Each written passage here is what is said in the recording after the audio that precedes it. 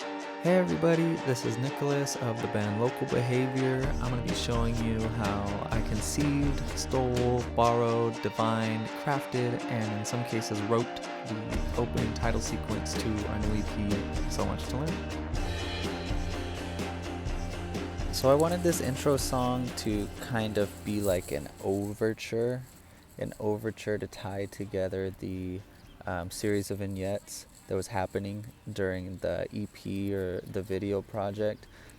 So I was really inspired by the DIY bedroom orchestra of Beirut, and then the sonic characteristic of the Elephant Six Collective, microphones, Nutrimilk Hotel, and Apples in Stereo. I wanted something really grandiose, but limited by the technology or lack thereof that I was working with. In short, I wanted to make a concept album, to participate in this great tradition known for non-pretension and genuine sophistry, to show that I was really well listened, thoughtful, and most of all, a true asshole.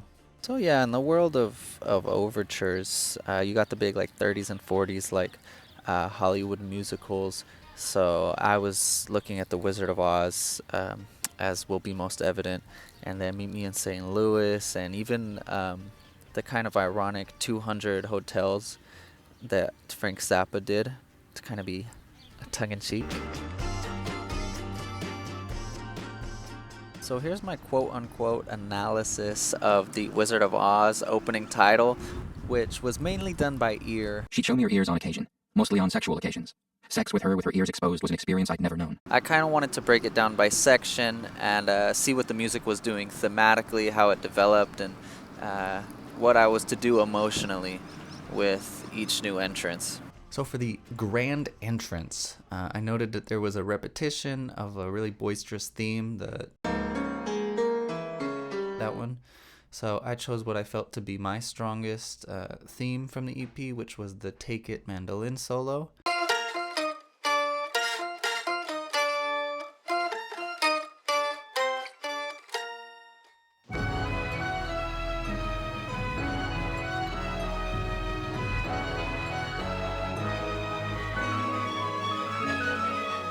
I repeated it multiple times. I copied the textures of the timpani and the harp, building up between phrases to kind of build up to this huge fortissimo thing with all these trilling woodwinds.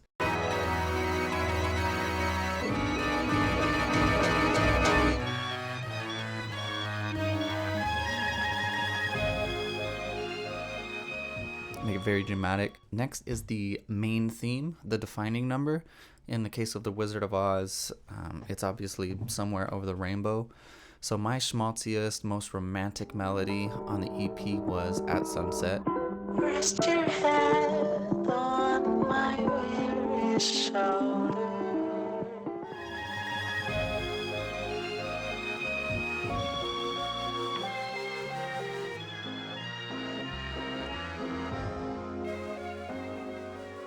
I found that really lent itself to the lamenting, kind of weeping string textures. Very crybaby shit. But transitioning out of that, I just really stretched the time with triplets.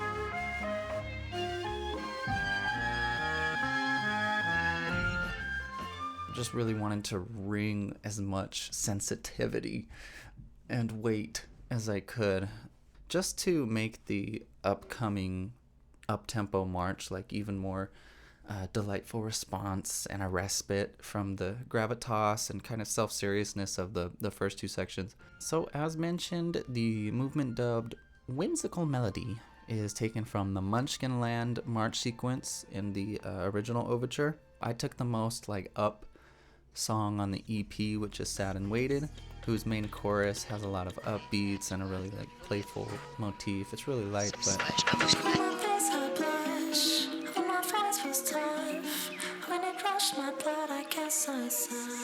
there's a faster tempo, sparse orchestration, a drop in dynamics, some snare action.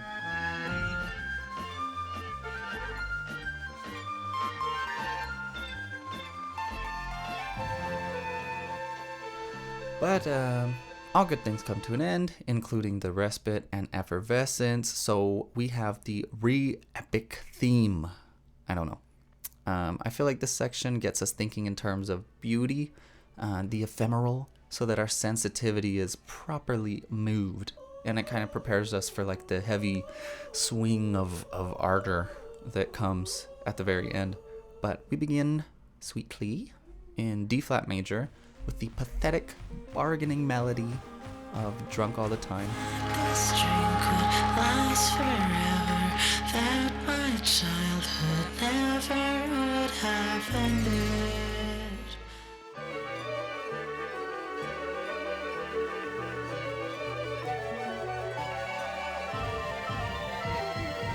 So we got this breathy woodwind texture and this triplet motif that's kind of obscuring the atmosphere and the time and the space.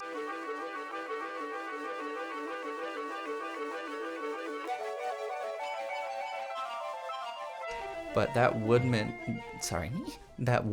movement becomes the motivation for an accelerando, a key change, a crescendo, into the final theme. A theme with 5 flats goes into a theme with 4 sharps, so it's pretty in your face. That final theme being the chorus melody of Pieces. Now I'm really proud of the woodwind synth line, because it has this kind of arpeggiated harmony that's offset by the 8th note.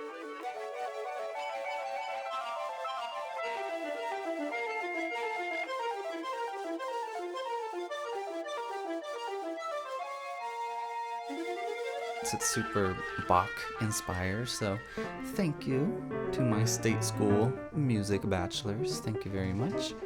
But the bass instruments are stepping up this D sharp Locrian kind of scale, adding to this really teetering and nervous ascent that's destined to fall.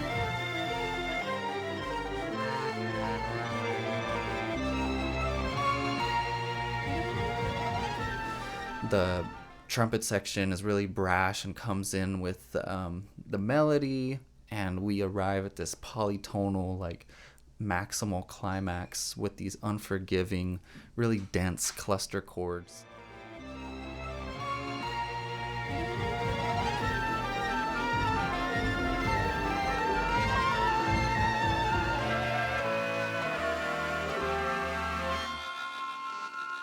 And I think this is the most Zappa inspired section, just with this huge parallel movement, this whole band unison with this really offensive, scary sound. Anyway, this tantrum is aired out by the final section, which is called Out. In The Wizard of Oz, we get this dreamlike Celeste, I don't know, with the chromatically inclined violin kind of humming out over the skipping pizzicato strings. It's super childlike, super hopeful. Emulating that didn't really work out for me, so I just decided to keep the descending chromatic motivation, and that kind of helps us fall to this place of acceptance and resolution.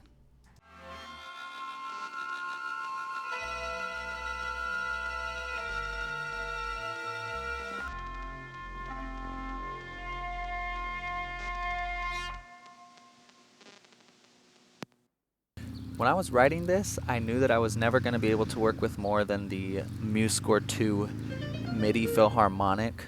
So what I did was list out all the standard orchestral instrumentation and adapt it to the instruments that I was working with on the EP to recreate these textures with what I had and get the kind of sonics of a post Mac DeMarco, post Alex G, Mark Fisher kind of degenerative sonic world. Get yourself a tape machine, get your fucking head out of that Ableton shit, you moron. Yeah, so if we're doing pet sounds for the studio apartment in my room, then the list goes as follows. So first up are the piccolos and flutes, which go to the Mellotron, and shout out to the Microkorg Mellotron cookbook that gave me this recipe. I don't have Beatles money, but if it's good enough for the yeah-yeah-yeahs, then it's good enough for me. Honestly, the Microkorg is doing a lot of heavy lifting as an instrument and as a MIDI controller.